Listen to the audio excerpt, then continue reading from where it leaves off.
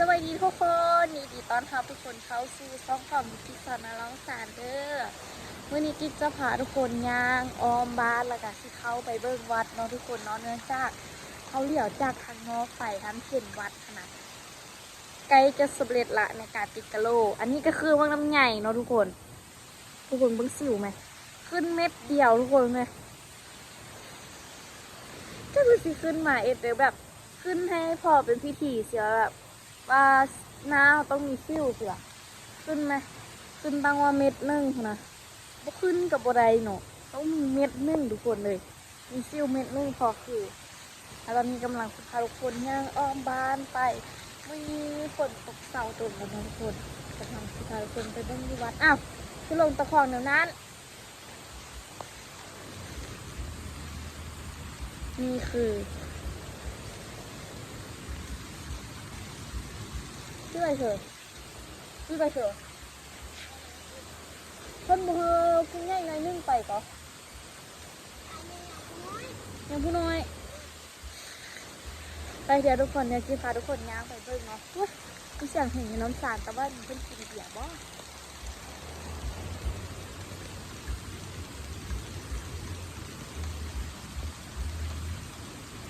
ไปเพื่อมีเพลงทุกคนข้อขี้นะแม่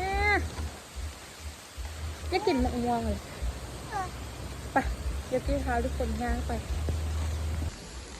นี่ทุกคนตอนนี้กำลังย่างไปที่สิไปวัด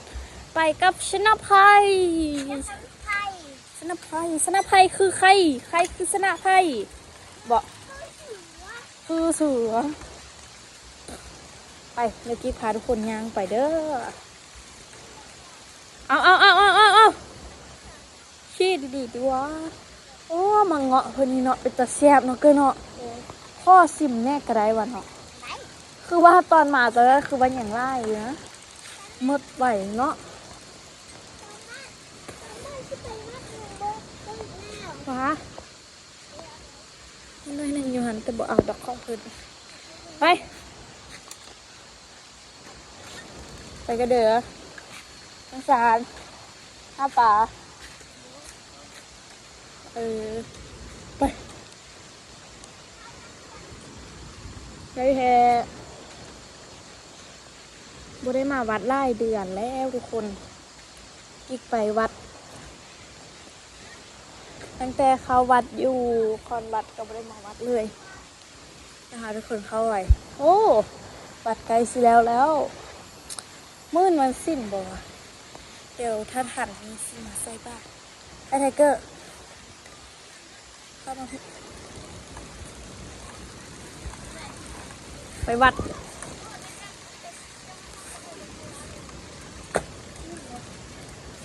ไป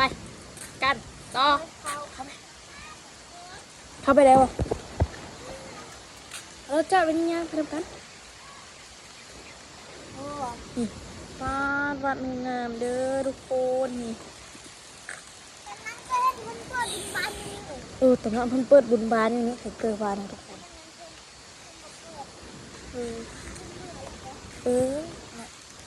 นี่ว้าวอันนี้ก็คือวัดบ้านโพนมอนเมืองล่องซานแขวงสุสมบูรณ์นี่วัดงามเลยงามแท้เลยทุกคนมาได้ตัวถึงจะบอกกว้างสร้างวัดขอนวัดแต่ก็งามอยู่วัดขอนวัดนี้เป็นวัดหนึ่งที่ใหญ่ก้อนในทุกบ้านในเมืองโอซาฮะไปก็ไปคุณเอาไปคิดบอกไปเบิ่งวัดงามดันนั่นน่ะไปเอารถจอดไว้แถวนี้ก่อนไว้มันตึบไว้เอารถจอดไว้นี้ก่อนไว้เกี่ยวมาได้สบอนี่คูบานะป้าตัวแมวไล่แทะมันตัวแมวนี่นำยาพ่อบอกไล่ด้วยไอ้แค่เลย4 โต 5 โตนะตัวแมววัน5 โตนะเนาะคอยเด้อชิวไทเกอร์ไปละนี่เดี๋ยวเขาพาทุกคนเนี่ยเขาไปเบิ้ง แล้วพอวัดงามโอ้ยรถลมเลยด้วยนี่พอป้าดอยู่พอเฮ็ดเองวันนี้นะครูบาเฮ็ดเองวันนี้นะป้าดเก่งขนาดทุกคน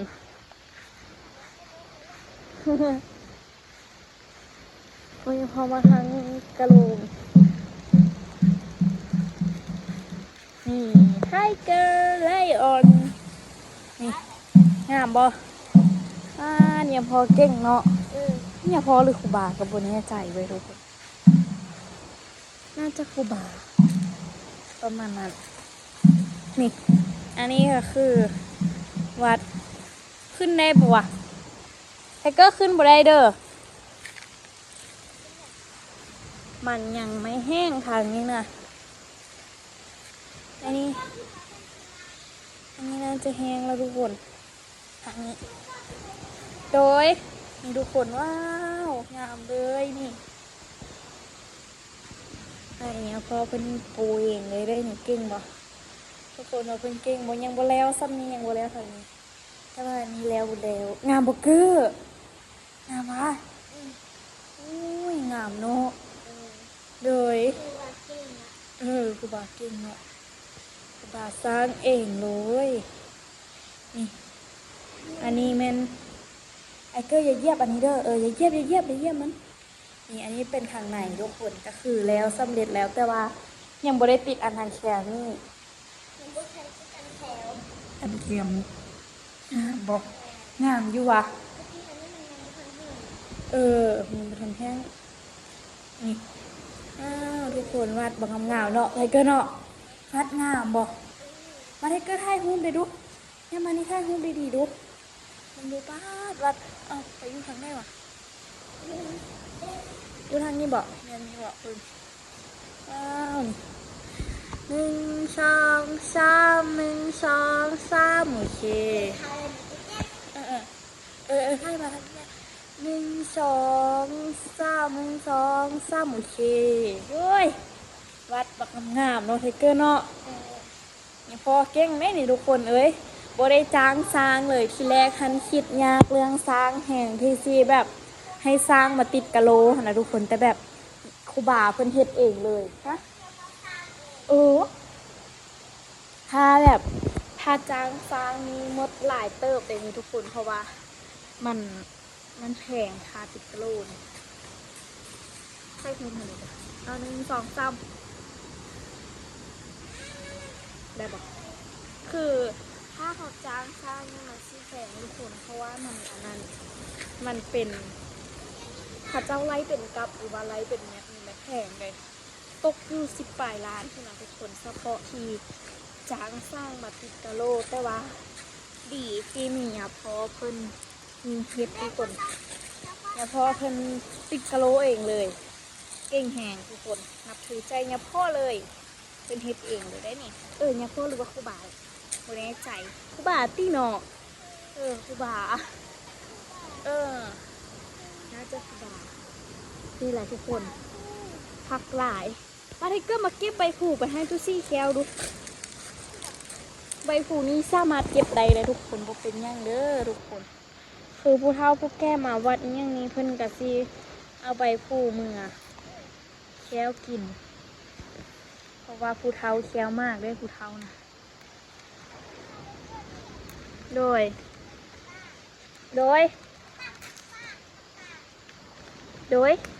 มาเก็บสร้อยเดี่ยวไว้มาจับสร้อยเดี่ยวไว้เอาไปนี่เลยอ่ะอาเกิดจับไปกินเต็ดอาเกิดทอนงามๆเด้อเดี๋ยวจึงได้ผู้สาวผู้งามเด้อใบผูงามแท้นะว่าทุกคนเก็บใบผูไปให้ตุซี่น้ำยังไงตุซี่เคี้ยวผูเก่งได้ตุซี่นี่นะทุกคนโดยมาเอาอีกไว้อะยังผูโบฮูคือการมาเอาไว้ เออเออเออเอ้าไปนี่ใบไงเรื่องงามๆมันอยู่ทางเถิงทุกคนทางเถิงพูนใบแก่จุกเจือเฮาสิบ่ค่อยเอาไปไล่ปันได้เพราะว่าในตู้หันมักลืมม่อนไว้ตู้ซี่หั่นน่ะถ้าเป็นคนขี้ลืมเด้อทุกคนนะอยู่นำตู้ซี่ละถ้า FC คุณได้มาเที่ยวนำกุ๊กกิ๊กนี่กุ๊กกิ๊กขอบอกผ่านคลิปเลยเด้อว่าแม่ตู้ของน้องกุ๊กกิ๊กเป็นอัลไซเมอร์นะคะแต่เราเว้าอีหยังผิดไปค่ะขอโทษนำเด้อฝากถึงคนเคยมาและบ่เคยมาแค่คลิปที่สิมาแต่ว่าเราก็บ่ได้เป็นพิษเป็นภัยเอียงดอกเราก็เว้าม่วงหัวมวนแต่เราลงเราลืมซื้อเอาก็อย่าเฮ็ดเปื้อนเด้อไปให้ตุซี่เด้อตุซี่ไทเกอร์เอาผู้มาให้บัดสิเด้อโดยเออใส่ได้เหรอบ่หูว่ายุ่งง่ายแท้ว่าทุกคนออกเหนือแล้วทุกคนคือวัดคือยังสิ่งที่ยังโบทันได้ในตอนนี้ก็คือเป็นแพดานแล้วก็ทาสีทาสร้างทาสีแล้วก็ยังแพดานเนาะทุกคนเนาะที่ยังโบทันได้ก็คือโบแน่ใจคือกันว่าอันแพดานนี่ยังโบทันได้หรือว่าได้แล้วล่ะเพราะว่าเฮ็ดบุญบานก็น่าจะโอเคข้อกองโดยท่านไหนทุกคนประเด็นนะก็คือประมาณนั้นทุกคนแต่ว่าเป็นพวกป้องเยี่ยมอีอย่างนี้ได้เบิดแล้วแต่ว่ายังแต่แพดานโดยให้พ่อตีซ่อเก่งมากๆนะคะเด็กคนนี้โดยลาก้อนสีใดเศร้าก้อนสีใดลังคาก้อนสีใดเล็กก้อนสีใดกะโลละกะบล็อกอีกยังขี้ทรายยังลายและย่างนี่กะกลัวสีใดกะโบแมนง่ายเนาะทุกคนเนาะถ้าโบมีพี่FCช่วยกันสร้างก็คือซีโบได้เนาะทุกคนคือ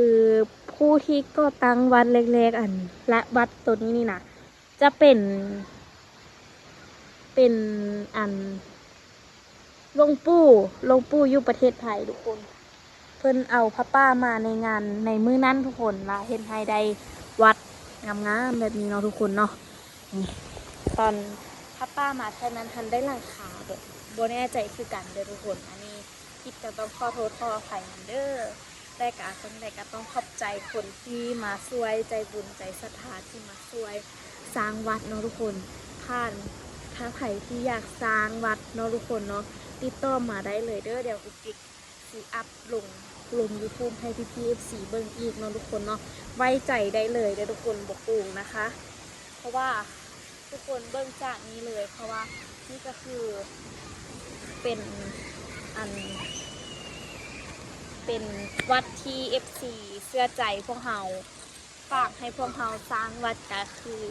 ได้ประมาณนี้โอ้ยยุ่งนี่กันค่าวัดค่าซับซะนี่ทุกคนเป็นประมาณนี้เลยทุกคน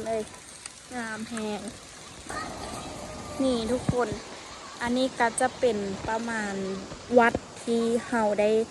สร้างสำเร็จไปเป็นที่เฮียบฮอยเนาะทุกคนเนาะอันนี้ยากรวมมูลค่าอยู่ใดว่าเบิดเท่าใดแต่ว่าเดี๋ยวไปถามเบิ้งแม่ก่อนเด้อว่าเบิดเท่าเด้อถ้าเพิ่นสิจื้อเพราะว่าเฮาก็สร้างแล้วประมาณปีหนึ่งแล้วเนาะทุกคนประมาณปีหนึ่งหรือว่า2 ปีนี่แหละทุกคนเฮาก็สร้างแล้วโดนเติบเนาะทุกคนเนาะต้นกำเนิดคลิปทุกคนก็คือสิฮู้ดีเนาะทุกคนเนาะต้นกำเนิดคลิปที่จะสร้างวัดเดี๋ยวกุ๊กกิ๊กจะไปเลาะหาคลิปนั้นละมารีโนเวทมันไม่ละมาให้พี่ๆ FC เบิ้งเลยทุกคนมื้อนั้นท่านเข้ามาวัดมันบอกเข้ามาถ่ายในกุฏิตัวนี้กุฏิหลังนี้ละกาหอแจกอารามหอแจกอย่างตัวนี้นี่กะยังบ่ทันได้มางเนาะทุกคนเนาะซึ่งหลังจากนั้นเขาได้มางไอ้นี้ออกแล้วเขาเริ่มสร้างตัวนี้ได้หน่อยนึงก่อนบอกว่าเขาเริ่มสร้างไอ้นี้แล้วเขาจึงได้มามางอันนี้ออกเนาะทุกคนเพราะว่า มันเฮ็ดให้มันงามเลยทุกคนวัดโอนี่นะวัดหลังนี้งามทุกคนแต่ว่ามันต้องได้มางออกเพราะว่ามันขุ่งมันต้องดินไปทางล่างคุณเขาต้องไปสร้างทางล่างก็เท่าไหร่อันนี้นะ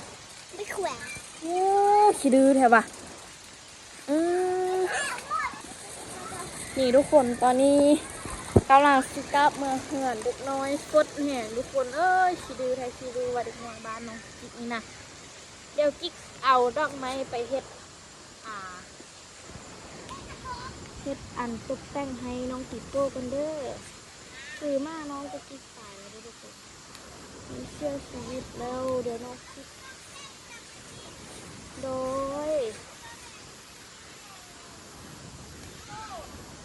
นี่มากกว่าพี่ฮันเสียแล้วทุกคนน้องไม่อยู่ด้วยแล้วนี่ดอกไม้เดี๋ยวคิดเก็บอีกกันเลยไม่ดีเด้อเก็บดอกไม้ไปให้น้องโก้นะทุกคนนะผมน้องโก้ตายแล้วใครเกิดมาเก็บเอาอันนี้อีกก่อนเพราะว่าเสียไปใส่น้ำดอกไม้สีข้าวเพราะว่าปิโป้เป็นมาตัวแม่เนาะทุกคนเนาะแม่นว่าฮันปิโป้ฮันเป็นมาตัวแม่ทุกคนนะน้องเป็นคนหนึ่งที่แบบมักความสวยงามเพราะว่ามันเป็นมาตัวหนึ่งที่งามกว่าหมู่ในบ้านก็ว่าได้แล้วมันแบบมันเสียกระทันหันโดยเก้อเอ้ยไอ้กิ๊กถ่ายคลิปก่อนไหมโดยไอ้เก้อบ่เมื่อยได้ป่ะไอ้เก้อให้กิ๊กถ่ายคลิปก่อนเด้อ นี่ทุกคนเดี๋ยวเขาเด็ดดอกไม้ไปก่อนเด็ดซีไล่ๆหน่อยนึง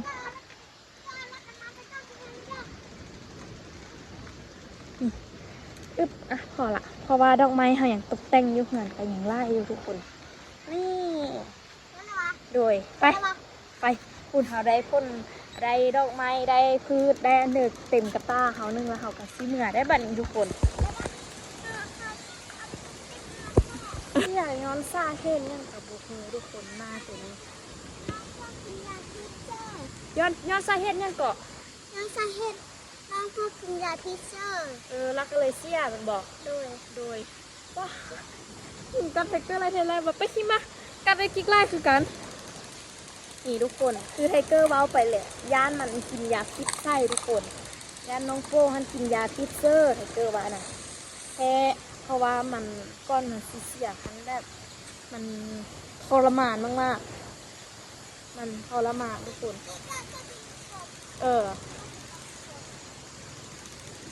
ไปเดี๋ยวไปเหือนก็ทุกคนเลยมีอยู่มาเนี่ยแล้วคลิปนี้เบื้องทางไหมเบื้องทางค้างเหือนจริงไหมนี่ทุกคนกำลังสิย่างเมื่อเหือนทุกคนเลยไปไหว้ศพปิโป้กันเอาดอกไม้ไปให้ปิโป้กันปิโป้หันตายทรมานทุกคนแล้วคล้ายๆคือมันคือไทเกอร์ว่าแหละคือมันไปกินแนวพิษหรือว่าเข้าเอายาพิษให้มันกินทุกคนบอกเดี๋ยวคุกกี้เล่าลักษณะก่อนที่น้องเสียชีวิตก็คือมันหันแบบว่าที่ไปหนามาที่เข็นมาหันยางแบบยางคือคนมันแห้งสิละทุกคน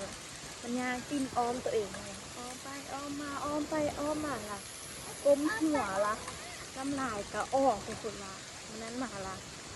น้องคือหันได้เอาน้ำไปซุปมันให้น้ำให้มันกินแน่ละแล้ววันนั้นมันก็เลยมันชิมโตลงแบบมันบริชิมโตลงบอนอื่นมันมาชิมโตลงอยู่แปะกุ๊กกิ๊กแล้วมันเองทำกับเพื่อนน้ำมันเครื่องน้ำมันดำกุ๊กกิ๊กก็ได้กอดเอามันไว้ทุกคนแต่ว่าสุดท้ายมาแล้วตอนประมาณ9 โมงเนี่ยมันได้9 โมงแรงมันได้ฮักได้เสียงยิ่งออกมาละแล้ววันนั้นมามันก็นอนที่เอาเข้าไปไว้ให้มันทียานมันฟื้นขึ้นมามันอยากกินเขา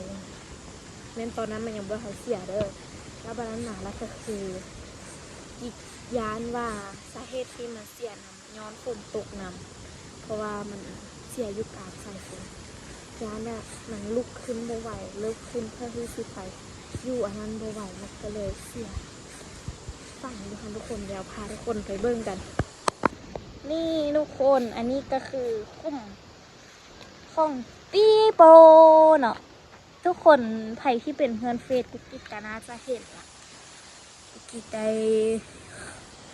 เพราะว่าทุกคนกิ๊กคิดภาพแบบกิ๊กคิดภาพน้องหมาเธอได้ในน้ำตากิ๊กมันสิไลกิ๊กตลอดเลยเพราะว่ากิ๊กเป็นคนทักมากเลยมาอึดเหือนให้น้องกู้กัน ไอ้กี้คือมันติดไฟใบฟอม ติดปลายไว้พร้อมติดปลายเนี่ยเด้อ ไฟน้องโป๊ะ ปลายใส่ว่าน้องโป้สิวะโป้เอ้ยเห็นยังอยู่อ่ะแม่ โป๊ะเอ้ยเอ็นนั่งอยู่ โป้กินข้าวและบ่ กินข้าวแล้วบ่ โป้หนาวบ่ โป๊ะหน้าบ่ โป้หนาวบ่โป้เมื่อยบ่ โป๊ะหน้าบ่พ่อมาเมื่อยบ่ โป้มาฟันโป้มาเข้าฟันไทเกอร์เด้อเด้ โป๊ะ อ มาเข้าฟันไข่เกลือเด้อ บอกเลขไทเกอร์เด้อเด้อ เล่นไข่เกลือเด้อ เลขชิออกยังว่ามือนี้เกอร์ เขาเรียกว่ามันเลย คิดข้ามไปเกินว่าเลขชิออกยังฮะเลขออกยัง เขาเกิดเอง อ้าว เลื่อยเกลือเหรอ ไปนี่ทุกคน นี่ก็คือเป็นหลุมฝังศพของหมาอีพอว่าแบ มา บ เข้ากันนอนกันมาเข้ามานอนกัน อืม เลื่อยเกลือเลื่อยเกลือชีวิตเร็ว ก็เสียชีวิตแล้ว เข้ามา ห้องมาห้องไม่น้องห้องแล้วไป ไป นี่ทุกคนนี่แหละเป็นศพของปีโป้ฮะยืนเลยดอกไม้ทั้งเจ้าแล้วเขาจึงมาแต่งน้องใหม่เนาะคือเขาต้องอันนั้นเลยทุกคนแบบถ้าเขาอัน มันก็ซีคล้ายๆ คือฟังมานี่ก็คล้ายๆคือกับอันฟังซุปท่องคนมงเหินแบบโอ้เขาลองไข่ของเราแล้วสิกินได้เนาะคือเขาฟังเลยทุกคนอยู่บ้านเขาบุ้มเมนเข้ามาคืออีเช่นอยู่ในติ๊กต็อกคือเป็นเห็ดค่ะนะการแบบเชี่ยอยู่ใดเป็นแต่เห็ดอยู่ในวัดนะทุกคนคนได้ที่ข้างมากข้างเหนียวแบบอยากเอาน้องไปอันเผาขึ้นสวรรค์อย่างศิลากาเห็ดเอากระดูกน้องตรงนั้นไปกินดึกโดยนี่ทุกคนนี่ก็คือบรรยากาศยามแรงเรามาเข้าเรื่องกันทุกคนพาทุกคนไปเบิ้งวัดอยู่วัดบ้านพงัวคืองามแห่งเด้อทุกคนเด้อโดยเด็กกิ๊กปิดคลิปกันเด้อลาโดยทุกคนคือบรรยากาศยามนี้ก็คืองามแห่งเนาะทุกคนเพราะว่ามี